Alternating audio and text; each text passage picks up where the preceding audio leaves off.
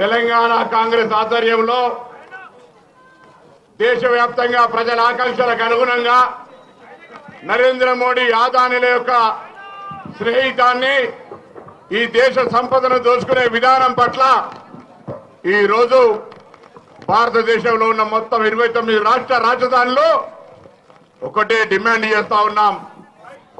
నరేంద్ర మోడీ ఆదానికి ఉన్నటువంటి సంబంధాలపై లేదా అనేకమైనటువంటి అక్రమాలపై ఒక జాయింట్ పార్లమెంటరీ కమిటీని వేయమని అడుగుతా ఉన్నాం. జాయింట్ పార్లమెంటరీ కమిటీ అనేది ఈ రోజు ప్రజాస్వామ్యంలో పార్లమెంటరీ వ్యవస్థలో కొత్తది కాదు. ఇది దేశంలో అనేక సందర్భాల్లో ఆయా ప్రభుత్వాల మీద అవినీతి ఆరోపణలు వచ్చినప్పుడు ఆ ప్రభుత్వమే స్వయంగా జాయింట్ పార్లమెంటరీ కమిటీకి ఆదేశించుకున్నది.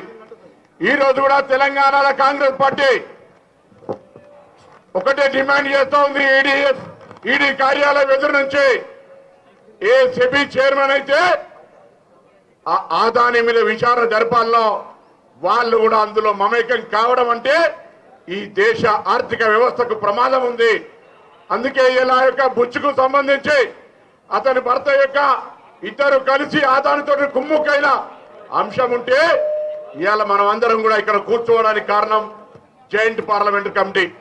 ఆ జాయింట్ పార్లమెంటరీ కమిటీ ఏమని మన నాయకుడు రాహుల్ గాంధీ గారు అనేక సందర్భాల్లో పార్లమెంటు సాక్షిగా అనేక సందర్భాల్లో ఉద్యమం చేసే సంగతి మీకు తెలుసు.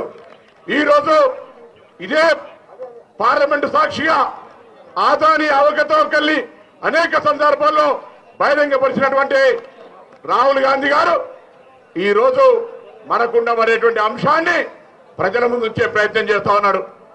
आज जो आदानी के ऊपर कार्रवाई करने के लिए आदानी और सेबी के बीच में जो रास्ते को जो संबंध को बाहर निकलने के लिए जो जॉइंट पार्लियामेंट्री कमेटी पूछ रहा है उसको हम लोग ये पूछता है आदानी जी का असलियत बताने के लिए नरेंद्र मोदी जी क्यों डर रहे?